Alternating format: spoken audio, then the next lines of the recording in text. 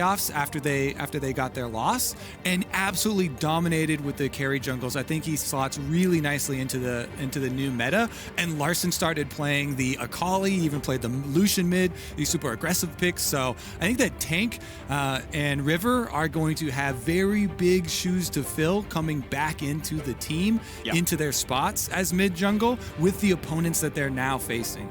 Meanwhile, Kaiwing and Unified have been playing together since 2017 or 2016, I forget which. I wrote it down and then haven't read it recently. But they've been together for a long time, and to me, they were the best bot lane in the PCS. We only got to see 2 games of them as Unified came back in the lineup at the very end of the play-in stage. Regardless, well, with him in the lineup, they managed to take top in the group, so still pretty impressive stuff. Jungle bans coming through for the most part on PSG, and we'll see what the final ban will be from Rogue. All right, so we're looking at Graves really heavily here then.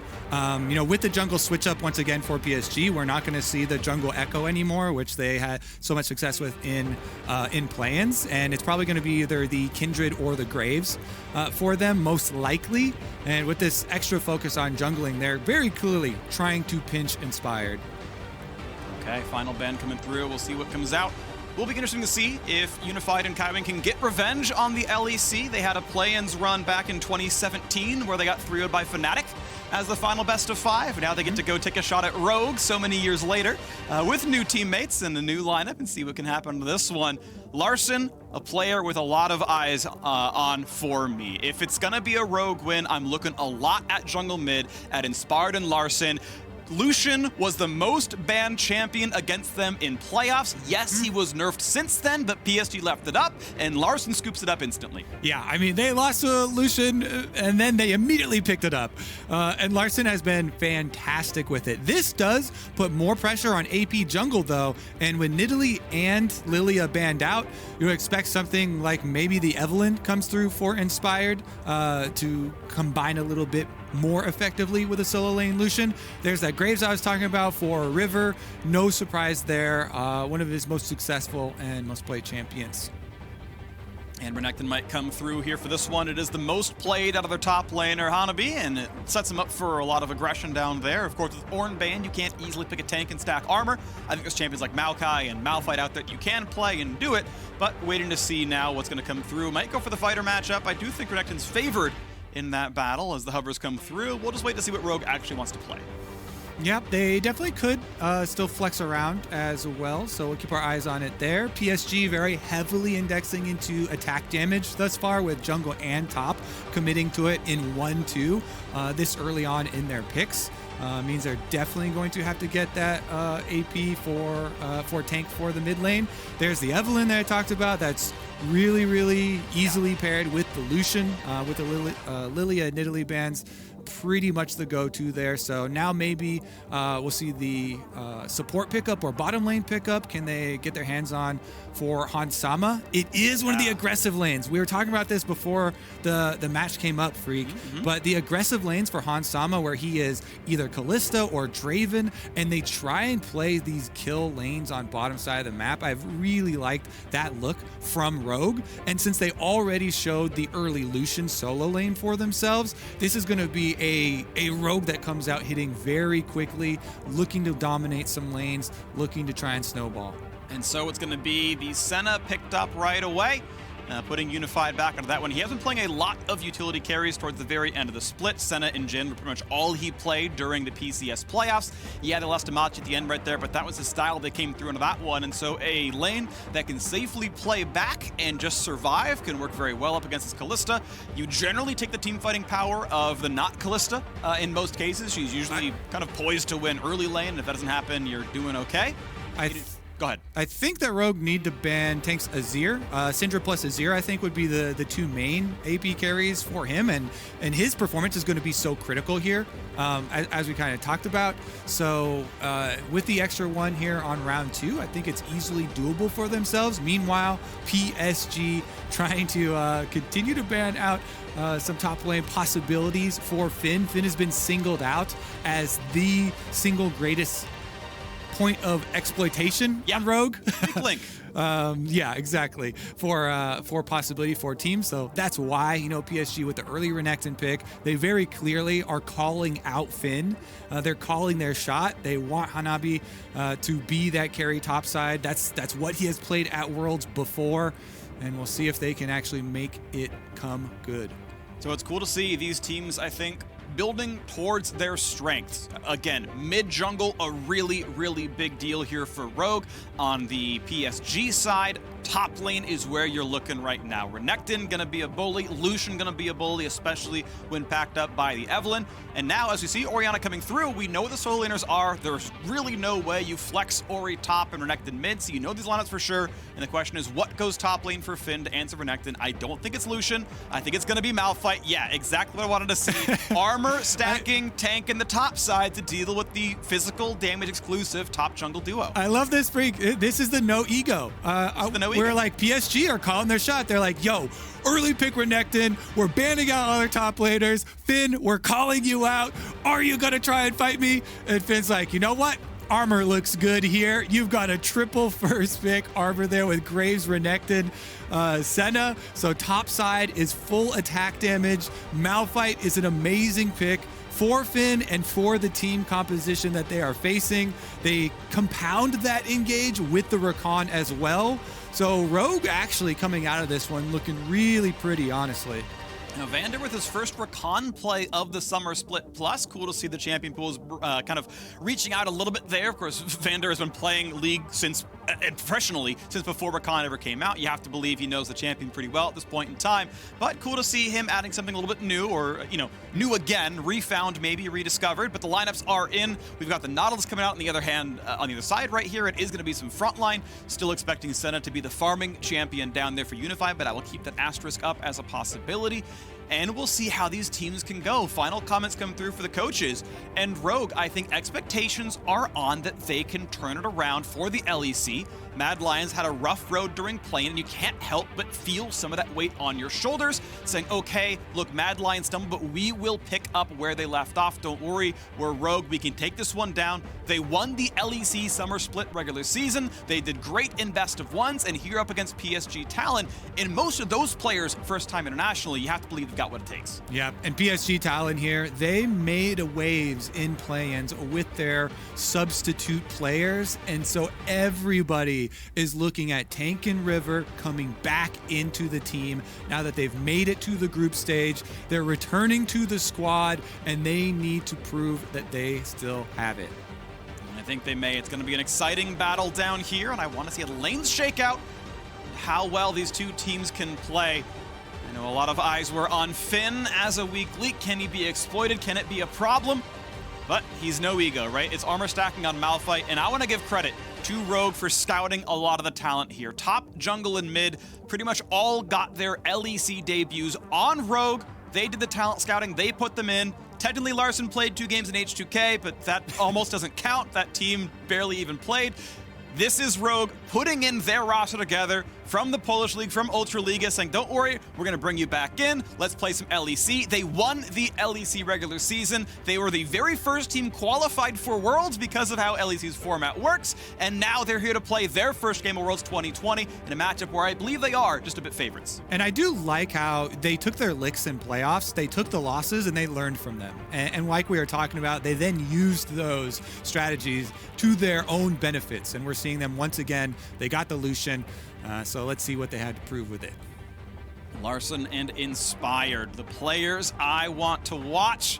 And I want to see Lane Kingdom. We have seen so much early game domination. We have seen one team be clearly better than the other. We saw Top Esports crush FlyQuest. We saw the exact same thing as Unicorns of Love lost to DRX. And I want to see if Inspired and Larson can put on that same performance here. And you heard it from Vedius. He's like, look, Larson is the second best mid laner in the LEC behind Caps. And Caps is like a top 4 mid in the world, a top 10 player in the world. Don't worry, Larson's going to slot right behind you. And you've been playing in the LEC for a year and a half, 2 years. Like, this is an impressive start to his career. It's now him showing up on the world stage. We are going to get the game starting pretty soon. We're not just here to preamble about Rogue, but I want to see how well the rest of it can convert. Hansama, obviously a great player. We saw him back on the Misfits run a while back. He was really good down there as they took SKT to 5, who eventually made it all the way to the World Final that year. And Vander back up in as well. I think, he's been around for so very long, and I like to see him back on the stages. I like how you touch on everybody there. I gotta. Everybody gets their moment, and now we're on to Summoner's Rift. Good. PSG Talon, though, they deserve their moment. And I want to talk about Hanabi in the top side. This guy was always a carry top player. This is what I want to see him on. He made his name with Yasuo way back in the day, but here with Conqueror Renekton, they do have the difficulties of going double AD, top and jungle into the Malphite, but you can still focus on that side and try and punish Finn, try and work off of that strong side, go for the invades, take control of the blue buff, and try and deny Rogue some of those options. Good play right there. You can trinket during your recall, switch it out for a sweeper. So we are seeing sweeper topside for Finn, which I do find a little bit interesting. I guess if he's saying I'm never going to get ganked, you don't need to put your own wards down because it's just useless to put effort down there. But it does mean that Finn cannot get his own vision. He is just going to be at the whims and mercies of Hanabi and River if they ever do want to gank him down there. Halo Blades for Kalista, very much more lane focused. The only other real alternative would be Lethal Tempo. Look at this super long camp towards mid. Wow, I mean, that's going to be flashed down instantly, but they're going to find the knockup anyway. It's already first blood. You got to be kidding me. The early flash, it makes it easy for Vander. That is incredible. Rogue with the level 1 planning here. They just wait patiently in the side brush here. Vander's Rakan comes out. He gets him after the flash. Knockup secured. Rends the spears right out of him. Here's the hook, though, answering back on bottom side. You know what we get for that first blood? A little bit of chunk of HP, and Vander's just going to heal it right back up with the potion. Yep. Of course, no time to recall for the item. So, it is going to be laning at equivalent power, and honestly, it's, to be fair, power up for PSG in the fact that there is no flash on the Rakan, but as the level lead's coming through, they got the push on the wave. You've got to back off when you're Senna and Nautilus, because level 2 would come in first for Rogue. Inspire going through his camps, roughly keeping up right now with how Graves is doing over there. River getting up to the top side. He finishes full bottom side of the camps. Very similar situation as both junglers took down their blue buff quadrants and now onto the red buff side. Yeah, and for Inspired, you want to fully clear out your blue quadrant because you don't want to spend time up towards the top side. You don't even look at Finn until he's level 6. His duty there on the Malphite is to let the wave push to him so he does not get into a bad lane state. Just keep up in his CS versus Renekton. Don't take any crazy trades versus him. Make use of your passive shield. Wait for it to come back up before you go for those riskier CS. Just try and get the last hits that you're looking for here to scale up a little bit on that Malphite and look for your levels.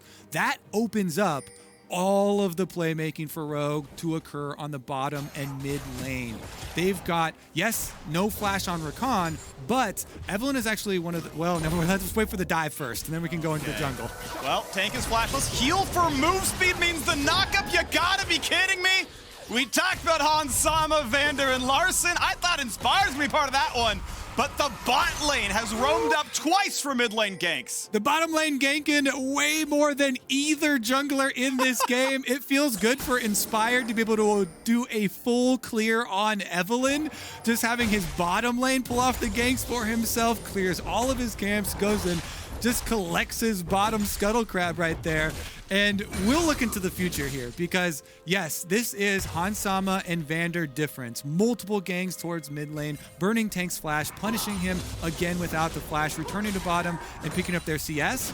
But once they actually settle on bottom lane, Evelyn is one of the best junglers to go gank one of these lanes because you can pull the trick as Evelyn, walk up into the lane, you allow Rakan to jump to you. As soon as the Rakan jumps to you, you start channeling your charm. Then Rakan jumps from you onto the opponents that you are hovering by invisible to get the knockup charm combo, and then you get a full CC duration charge charm of your own. It's inescapable. once you get that CC locked down, anybody that gets locked into it, even a semi-tanky champion like a support Nautilus, can get 100% to zeroed with that. And since Evelyn, with the invisibility, provides that extra jump for Rakan, it makes it a lot easier to pull off.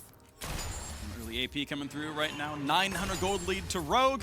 It's not the most money on Larssen because you are showing that assist multiple ways, so it's only a couple hundred gold, but obviously poor Tank doesn't get anything. He has almost no combat stats, none of its durability. It's Corrupting Potion, Dark Seal. That's not exactly great against the extra attack damage this Lucian has, so expecting some more mid-pressure before too long. Bot lane easily pushed in. Unified should have no problem getting most of this farm. Generally speaking, you should be able to tie up the CS deficit, but yeah, a lot of pressure down here. Mid lane being attacked. The turret plate half gone in the first one. Larssen barely even taking damage. Yeah, look at the disrespect here. Larssen, he knows his jungler is bottom side. He's just slamming Tank under his turret with skill shots while River is there recalling in the bush right behind him. Does have a ward above him, so he's hovering to the top side of the lane, but that's about all the safety that he needs. Complete punishment, nice prediction. Really good anchor, puts him at half HP. They're going for the re-engage. This could well be a kill. Hansama forced to flash away. His heal's already down. There's not going to be the re-engage just yet, but that is a trade that was well played. A really, really nice prediction hook by Kaiwing. Yeah, Kaiwing right there, predicting the hop on Hansama, and he gets a flash for his troubles. PSG definitely not asleep at the wheel here, reminding Rogue that they still have some bite, and they have to be a little bit more careful than that. Kalista now, no flash, could be a possible target, but honestly, if you're a River, your job is so difficult right now. Your mid lane just got abused early on with the multiple ganks, so they're behind. And as the Grave, these are very difficult ganks to pull off. Now he's getting circled around upon by Larsen's Lucian. They're gonna pull the trap shut. 3v2, Oriana's nowhere to be seen, so River's gonna be running away as fast as he can back to the top side. The River is dangerous and has to flash at the very end. One hit away from dead. He was hoping he could juke out Larssen, but Larssen read the play, able to land all the culling and force the flash away. Nicely done there. And top lane gets a little bit of pressure relieved. It's still a 20 CS difference, but Finn is able to walk out and I think look for Honeyfruit and come back and get that wave. Okay, Unified and Kaiwing able to push up on the bottom side though. That will give them a roam timer. You can possibly look for a little bit deeper of a ward. They do clear out on the Tri-Brush, but that is about it. Minion Dematerializer used on the cannon minion to try and get that quick push. If you push it really hard right now, you can maybe get one of those extra windows as well for yourself to go off with another recall. Pretty clean right there. Serrated Dirk, so early lethality out of Larssen. Not the build you see every single time. You see Muramana, you see Essence Reaver, Ruin King. He's going for assassination there. It's gonna be fun. It's a very early spike and it lets him really crush down champions like Tank's Oriana, who has incredibly low base armor on this champion. Yeah, if she does not have the ball on her for the extra armor and magic resist, that is going to be almost true damage early on with the extra lethality focus here from Larssen. We saw the damage that you could get out with his culling there onto River. That is going to be even more difficult for Tank to deal with. There's that bottom lane roam. I was talking about the window created by hard shoving on that cannon minion wave. And they're using it to try and go hover mid, but at this time, there's no aggression here from Rogue. This is going to be a face check possibly from Vander, though. I think they saw Unified, though. I believe he was in minion line of sight, and regardless, the Rift Herald is alive, and no one is bot lane right now. The entire lane is just sitting there, just killing each other back and forth. The Herald is likely the play. This control ward is going to be killed. As Inspired takes his recall, there's just farm being left down to the bottom lane. I know Spawn is probably screaming at his monitor right now. Why isn't no one taking that farm right now? Watching planes with him, but either way, Herald is going to be started by River. Interesting that PSG actually feel confident going for this one, starting it up while they see the rest of Rogue pushing on that top side. They have to be very careful with their positioning. They don't have level 6 for Nautilus, so they don't have the point and click set up to pull off that guaranteed Oriana combo. Drops a bit of damage. The flash in. Can he get the assassination? It's close, but the summon heal comes across. Dangerous for Inspired. Ults away, stays alive. The nice shield comes through for Van there to keep him healthy enough against the Graves ulti. Looks like Herald will reset all the way back as Hanabi takes down the top scuttle, and ultimately no kills taken in. There's a wave shoving into the bot side. Tank may well TP to catch those 3 waves, but he's TPing into mid lane to keep fighting over Herald, but there are 3 waves in bot lane that could have been picked up, and instead both teams want to fight over top Herald. Well, we do have Malphite ultimate on the side of Rogue, so there There it is. Flash in for 3. How about the re-engage? Already a 1-for-0 Shockwave not to be found. A double kill for Finn, and he heard you talking smack. Larson grabs the kill over the top, and Rogue is already 5-0. Malphite operational. Yep, there we go, Freak. Looking for the ultimate. They find it. Easy combo follow-up from Vander. He didn't even have to use the ultimate. He gets level 6 off of that fight. Rogue crushed the Rift Herald fight. They will claim the prize afterwards, and they can commit to this top lane swap. Remember, after 5 minutes, the fortification buff falls off of the top and mid turrets. So lane swaps like this, you can just hard push on the towers. The extra 50% damage reduction is not there. And with the Rift Herald picked up too, they'll be able to get a lot of turret plate money upon reset. Finn's gonna stand on the bottom lane, and honestly, it's not like there's a lot of magic damage coming to Unified and Kaiwing, so should feel very safe down there as he stacks up his first few components. Ninja Tabby's in, Glacial Shroud there as well for some CDR. River, though, feeling comfortable to go for this 11-minute Drake. A lot slower than we were having in our first few games of the day. A couple of wards coming down, a little bit of sweeping from Kaiwing, and now it's time to help make sure this Drake comes down. Mountain Drake can be claimed, no problem. But now Hansama's got to be very afraid of what Renekton might do. Burn someone to heal to get away, and able to walk out with boots too. Yep, they should be able to get off the reset for themselves. The Rift Herald is in the hands of Inspired, and Evelyn's ultimate also coming back off of cooldown. So Hanabi really does have to be worried about possible dives that will take the whole turret if they kill you as well. He can come up there, use the Evelyn ultimate, get the kill, plus then use the Rift Herald on the turret after you take off 2 plates by hand. And that sort of lead is so hard to come back from. If teams ever get early Rift Herald into top lane kill and then taking the entire turret, that is just such a monumental opening to not only the map but also the gold lead on top of the lead that Rogue already have. I think PSG Talon need to avoid that at all costs. I'll see how many members of Rogue they can avoid, because a lot of these people are up in gold. Even Finn, who's having a rough laning phase, so like, all right, yeah, I'll be the defensive one here. He got 2 kills in that one. He's probably up in money right now. And here comes the top lane pressure. It's time to earn some turret plate gold. This was, maybe a year of LEC domination in the making. Is something that I know their fans wanted to see after seeing Fnatic make World Final and G2 make World Final and G2 win MSI. Like, look, how deep really is the LEC roster? How good are all of our teams? And they were hyped for Rogue. They won the regular season. And so far in their Worlds debut, it has been domination from them as well. We'll wait to see as they face off against more tournament favorites later on in the group stage. But so far, so good for the number 3 spot of the LEC. Yep, continuing to just pressure up on top side. They keep on sending Hansama and Vander right back up there. Finn actually looking for a possible dive here. Does have ulti. Charm, here's some slows, let the tank the turret, no damage dealt at all, barely breaks the passive. And Inspire gets his first kill of the game, 6-0. No one's gonna stop this. All right, that is gonna be, well, I thought he could actually stick around, just take off the extra turret and then drop Rift Herald, but he's gonna leave it there to Finn. Finn teleport does come down to try and stop the play. Decent damage. Herald tries to knock down 2 plates and almost a third. The ulti gets him away, and that teleport got very little done. The turret's gonna fall. No one was around for local turret gold. Herald does not claim it, despite what the scoreboard in the middle shows you. So some of that money did go away, but you take the turret kill all the same. Yeah, and I think you're really happy to get that teleport cooldown out of PSG as well, because that means there's no Renekton top, there's no extra global support now going to come. So while you don't get that local gold of the turret going down on bottom side, leaves Hansama to whittle down on an extra plate on top side. So far so good. Finn has played weak side beautifully. His team fought well, he set up for the gank well. They even got first turret for him. Sort of. He was part of it, certainly, to be said. And look at this, a 4,500 gold lead. It is another early game domination, a class above right now, Rogue over PSG Talon. And this is one of the big takeaways I had when talking to a lot of the players of these group stage teams that were watching play-ins and had not played in the play-ins and had just been scrimming. All of them that I talked to were so surprised at the meta that evolved in play-ins, where it was a lot of scaling, a lot about the horns on top side and playing a lot towards those later games in team fights.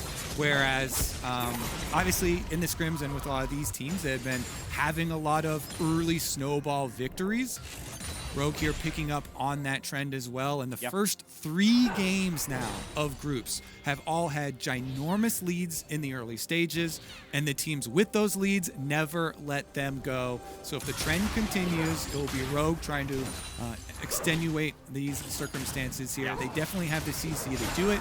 If you just call Evelynn up to the top side, Kalista Rakan combo is ready. The one different point here is that there isn't Dragon stacking for Rogue. In our first 2 games, we had 23-minute Dragon Souls, give or take 2 minutes. I mean, it was utter domination.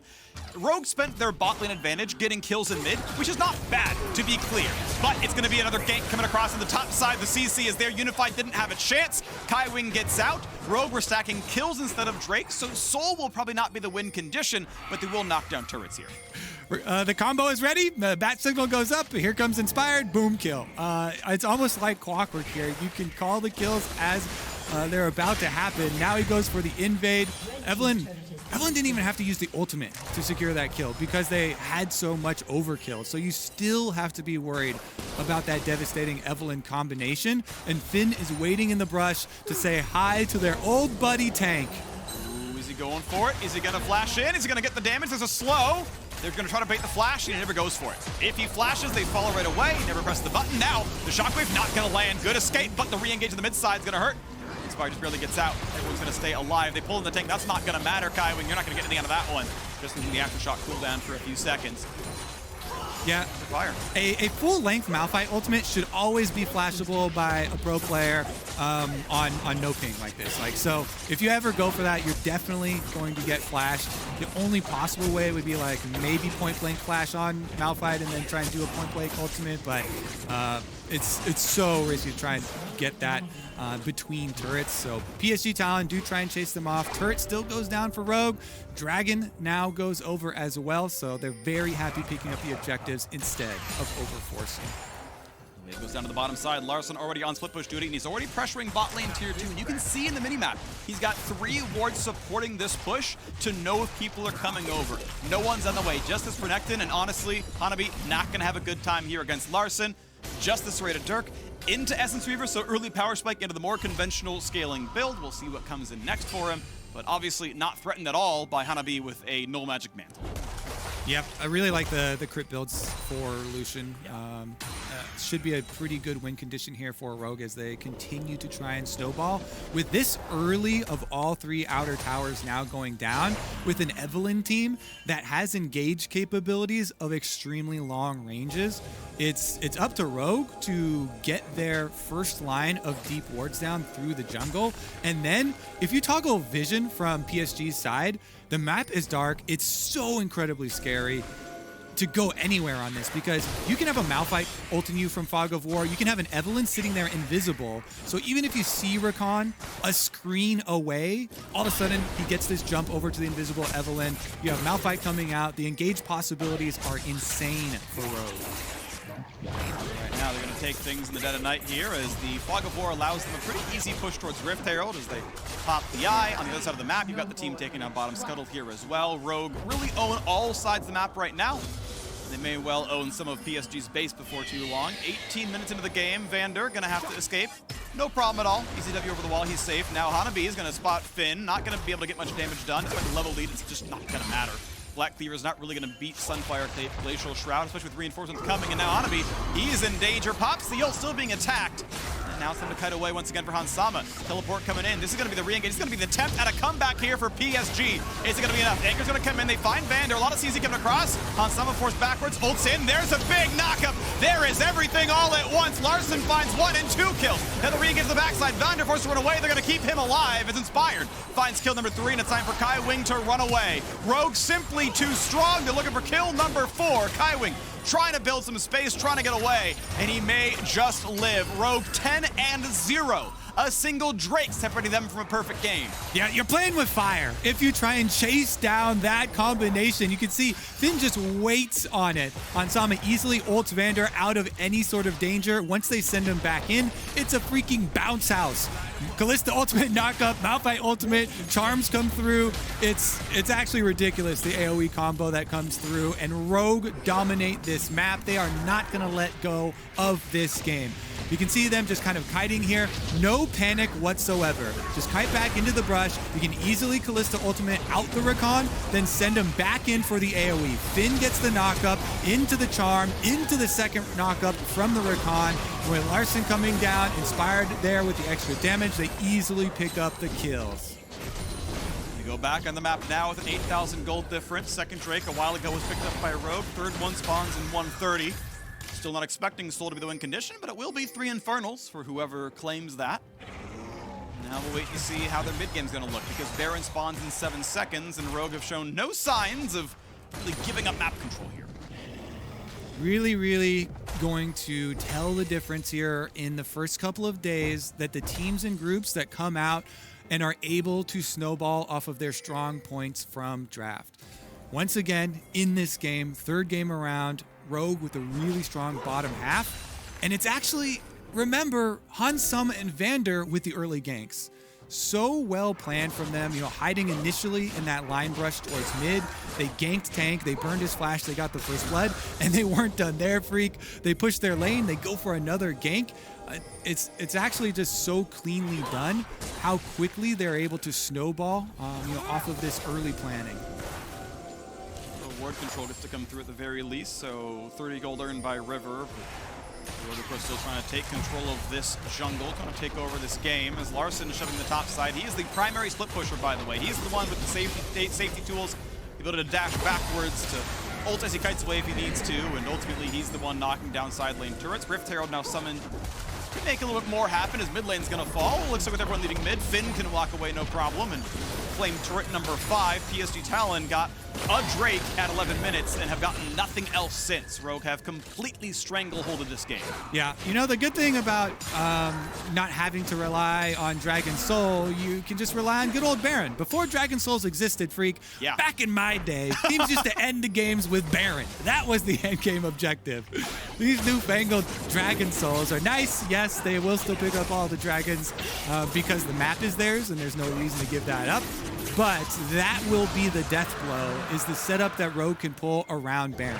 And just to put the extra nail in the coffin, they have the Callista Rend to even further secure this objective for themselves. So as much as we talked about earlier, the possibilities of vision control for Rogue and the pick potential with Malphite, Rakan, and Evelynn, that is just taken up to 11 by the possibilities of Baron now being on the map. All that Rogue have to do is transition their control wards over to the red quadrant, and then PSG Talon are forced into a lose-lose scenario where they're looking for face checks. Yes, you have Orianna Ball, but the range and safety on that is greatly overestimated, as you still have to get decently close, and the range that we already highlighted for Rogue is definitely there to pull those picks off anyway. Snuck in through Fog. If Unified pushed in for the next wave, he would absolutely have died. Nice attempt there by Vander and Larson. Ultimately doesn't come to anything. But a nice try all the same. Finn walking through. He's just making sure, yep, we still here we go. Great, okay, here we go. Time for the Baron. No attention need be paid down to the Renekton split pushing there. PSG just trying to get something for themselves while Rogue force this. See if they can actually get the engage. A little dangerous. Vander going to be rooted in place. Shaka going to land as well, but he's pulled right back in by Hansama. Played at the range. Grave Salt says maybe we get something out of it. They're not going to get anything. Here comes the Smite Ren combo. Claimed no problem. Is there even going to be a re-engage? Malphite ulti was burned. Not going to do anything for kills, but at the end of the day, here we are with the Baron picked up cleanly with no kills. Time to reset and pick up the various sides of the map. Yeah, and PSG, they actually don't overcommit. They don't blunder there, making, forcing a fight or something or getting caught afterwards. They just take their one tower on bottom side for Hanabi there with the Renekton, and they give up that Baron. Yes, maybe you throw like a Hail Mary, a crazy play where River just tries to, E or flash into the pit and goes for a very low chance of a kill against a Ren combo, but, well, he actually got caught. He recalled outside of the brush, but he's not charmed. Finn ult not up for a second, but they do have some slows. Gonna slow him. And they're still kind of going. I mean, Inspired is gonna try. He's going for charm number 2. Does have flash E if he needs it. Gonna ult backwards to find the charm, and they're gonna find the kill. Nicely done. Larson TV behind just for good measure. I like the play, I like the kill. A mistake from Hanabi. All right, quickest 3 games ever, Freak, for us. Yeah. Our World's Day 1 is going to be over shortly. Rogue with Baron buff and 30 seconds left on the death timer for Hanabi means that this is going to be Rogue hard pushing on bot. 11,000 gold lead, looking at a 26-minute victory or shorter if possible. Bottom inhibitor turret under fire. The inhibitor itself an easy pickup now as well. How quick will they win this game? This was one in the books. I did not think it would be the hardest stomp of the day, but so far, it's looking like it is. Beautiful out of Rogue so far. The level 1 was sick. They did it again at level 3. I mean, I love to see it. This whole squad doing beautifully and obviously deathless. Yeah, maybe we'd have to give out an award for hardest stomp of our 3 games since all of them were really one-sided. Yeah. I would probably still go with DRX. Okay. But you know, it's up for contention. Yeah, I mean, I'm voting Rogue. Okay. Going deathless with your only objective loss being a single Drake and winning sub 30, that to me is hardest stomp, but we'll see. My jungle bias is showing. Oh, yeah, I mean, the 13 kill Nidalee certainly is a factor. All right, though, Rogue not done here. They still have 50 seconds left on this. Baron, plenty of time to get another inhibitor. PSG, they've got to make it happen. They've got really... Oh, goodbye, Kaiwing. Jeez. From the charm, instantly dead, inspired practically a solo kill, and then a second inhibitor, no problem at all. PSG forced to play back, forced to play defensively back to their Nexus, but now in the 5v4, Baron's still on for 30 seconds. Rogue looking to maybe end the game here. All right, charm going down. Nice try. Rooted in place, not going to get the charm, not going to get the knock up, and it does mean this wave gets clear, but the next one is right behind.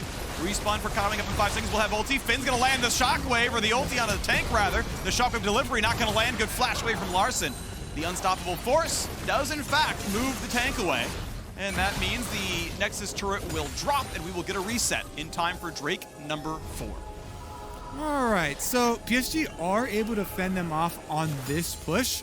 But let's see if they get caught here trying to chase people down, because they've got so much to deal with. Super minions, bot, and top. The extra dragon should go no contest over to Rogue upon their reset. They're just so far ahead. PSG can't rush into anything. They are actually heading up through the Fog of War towards it right now, but I would be very surprised if they really did commit to it. They do have double teleports that if Rogue overextend or try to get a little bit fancy with themselves, maybe PSG can turn something around, but it would have to come at a mistake from Rogue, you know, some hubris or something where someone's trying to style. There we go. Brick number 3 picked up. As you mentioned, Kobe, soul not required. They'll take the buffs, they'll take the stacks. In case something goes wrong, they've always got the ability to fall back to an Infernal Soul in a 5 minutes time. Invest in Dragon Insurance, Freak. Yeah, it's very cheap. It's really cheap. It's really, really cheap. It takes 20 seconds upon someone's time, which, you know, not the most money in the world required for that one. They invested in ganks, in lane domination, and in turret destruction. That obviously paid off. They're looking at the fastest win of the day so far, as they look to continue a trend of LEC excellence.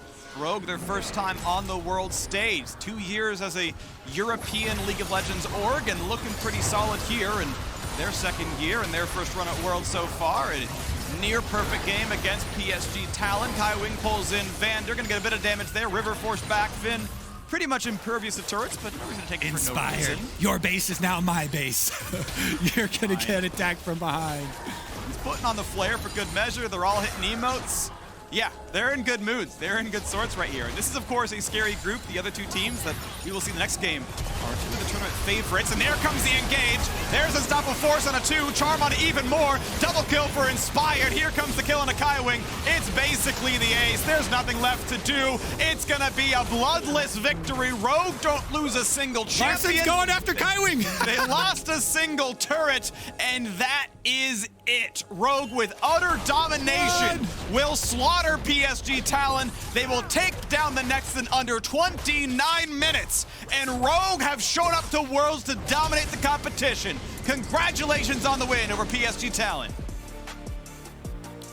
Have to say, as a jungler, big props to the bottom lane of Rogue for the ganks that they pulled off in this game. They perform 2 ganks on the mid lane before either jungler gets anything off. Camping level 1 in the line brush towards mid lane. It really does re-emphasize a point that we were talking about going into groups and now and going into play-ins as well. But the level 1 preparation in these best of ones means a lot and can shape the entire face of your game, because after that level 1, they get the kill, they get the flash, they just push up their lane and return again, making Tank's life brutal. Yeah. For a lot of fans, this was the result expected out of Rogue, who came in hot in the summer split of the LEC. They tested G2, they won the regular season, and they've shown up to play very well. PSG Talon, yeah, they had a jungle mid Smurf duo during the play-in run. I think the lineup is weaker with the intended 5. Regardless, still got to the finals of the PCS.